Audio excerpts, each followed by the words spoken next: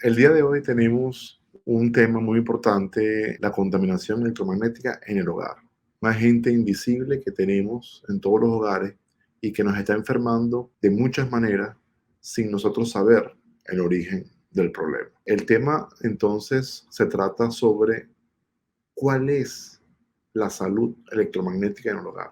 ¿Cómo sabemos que estamos viviendo en un hogar que está saludable desde el punto de vista del electrosmog? Ese concepto se le llama higiene electromagnética. Y la higiene electromagnética entonces lo que trata es del saneamiento de los espacios desde el punto de vista de la contaminación electromagnética. El saneamiento de los espacios pasa por conocer cuáles son las fuentes que están generando este tipo de contaminación y cuáles son exactamente los correctivos y las medidas que debo tomar para minimizar esa contaminación en el hogar. Vamos a ver un poco el escenario general y luego les voy a ir pasando por lo que, basado en mi experiencia como consultor en electrosmog, son los contaminantes principales a los cuales debemos de prestar atención dentro del hogar. Estoy excluyendo analizar las variables externas de la localización del hogar. ¿En qué sentido? ¿Cuáles son las variables externas a las que me refiero? Que no voy a analizar en la clase de hoy. El lugar donde te encuentras,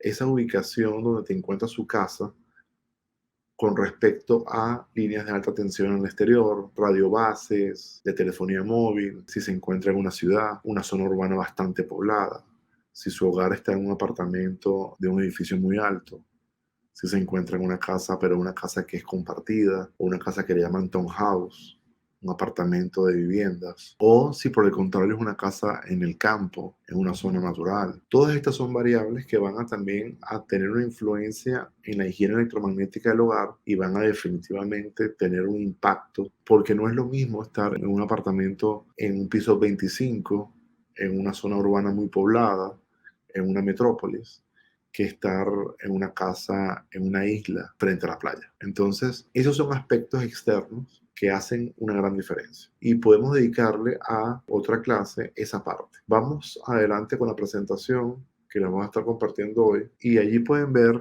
que estamos entrando de lleno en el tema. Voy a ir pasando esta presentación y les voy a ir pasando entonces el panorama general. Tenemos que los electrodomésticos del hogar están emitiendo campos eléctricos y magnéticos continuamente con su funcionamiento. Pero tenemos electrodomésticos que están enchufados pero están apagados.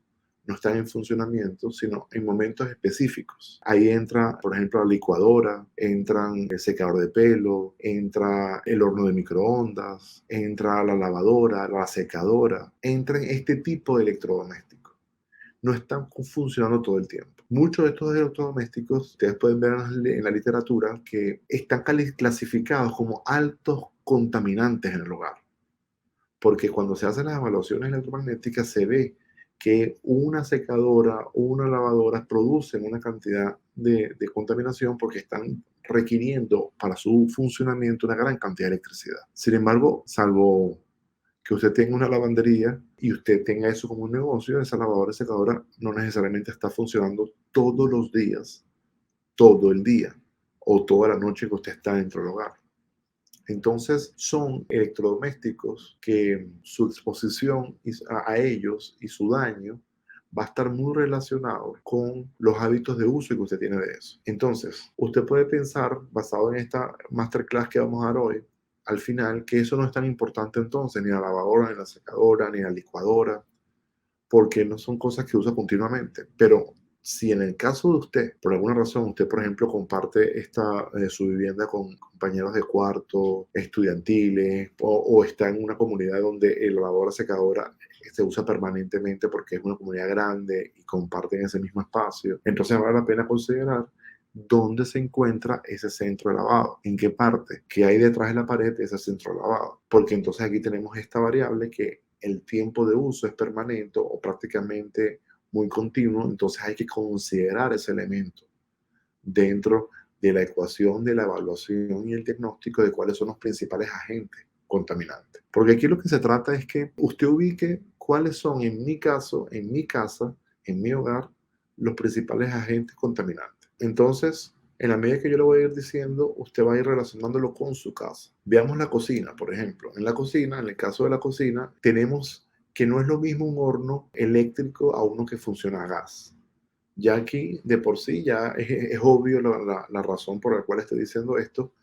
El horno que es a gas va a tener una menor contaminación, ya que el otro, por su funcionamiento, estas hornillas eléctricas de inducción eléctrica definitivamente producen un campo eléctrico muy importante. Entonces, por ejemplo, si usted es ama de casa y usted pasa 2 a 3 horas frente a esta cocina eléctrica, entonces usted está recibiendo una exposición de campo eléctrico bastante importante asociado a esa hornilla eléctrica. En cambio, si usted hace uso intermitente de ello, entonces los efectos que usted va a estar viviendo de electrosmog muy probablemente no tienen una relación directa con esa exposición. Entonces aquí tenemos, primera variable, en la cocina tenemos que las hornillas eléctricas hacen un importante aporte de contaminación al hogar y especialmente a esa área de la cocina. Luego tenemos el horno de microondas. El horno de microondas es esto que vamos a estar viendo en las próximas láminas y es esto que ha sido gran debate. ¿Cuál es el daño del horno de microondas? Y luego venimos otra vez, nuevamente, ¿cuál es el uso que usted le da al horno de microondas? Hay gente que me dice a mí, Joaquín, yo utilizo el horno de microondas para guardar el pan, para guardar comida, que no necesito refrigerar. Yo simplemente guardo cosas allí. Yo no lo utilizo. ¿Me está haciendo igualmente el daño que tú estás diciendo? No, no te está haciendo igualmente el daño. Es un aparato electrodoméstico que porque usted le ve la hora que tiene el horno, tiene hora, está funcionando con electricidad, está siendo alimentado, pero el magnetrón no está en funcionamiento. El magnetrón es el aparato que dispara la radiación microondas para que se encierre en esa caja eléctrica y pueda producir el calentamiento. Entonces, no tiene el impacto de horno de microondas si el horno no está encendido en funcionamiento. Luego tenemos la nevera. Y las neveras ahora están siendo uno de los principales contaminantes en las cocinas porque las neveras se están volviendo muy sofisticadas. Y en esta sofisticación se le está incorporando a la nevera notificaciones móviles de cambios en la nevera, bajo en ciertos alimentos, bajo en fruta, bajo en la sección de donde se colocan los huevos. Entonces se está reduciendo la cantidad, ya te notifica el teléfono móvil. Esto es muy común en varias marcas famosas asiáticas de electrodomésticos que tienen toda esta variedad. Algunas ahora tienen esta pantalla touchscreen como aparece en la pantalla, que es táctil y usted puede entonces ahí poner su recordatorio. Algunos hasta pueden hacer videollamada y todo esto. Entonces, esto hace que la nevera entonces, independientemente del funcionamiento que está haciendo y la demanda eléctrica de energía para su funcionamiento y refrigeración, entonces está colocando un aporte de altas frecuencias de señales de telecomunicaciones, Wi-Fi y Bluetooth. Entonces, en el pasado, podríamos decir, el principal agente contaminante en la cocina era el horno de microondas. Y luego la cocina eléctrica, las cocinas que son eléctricas, con sus hornillas eléctricas. Ahora podemos decir que depende si su nevera es inteligente, el principal contaminante va a ser la nevera. En el caso entonces de las neveras, hay que tomar en consideración también que esta contaminación puede decrecer la calidad de los alimentos. Y es por eso que nosotros ahora recomendamos utilizar el sistema de filtrado de Spiro incluso dentro de la nevera para potenciar la preservación de los alimentos y sobre todo preservar la calidad de los mismos por toda esta cantidad de exposición innecesaria.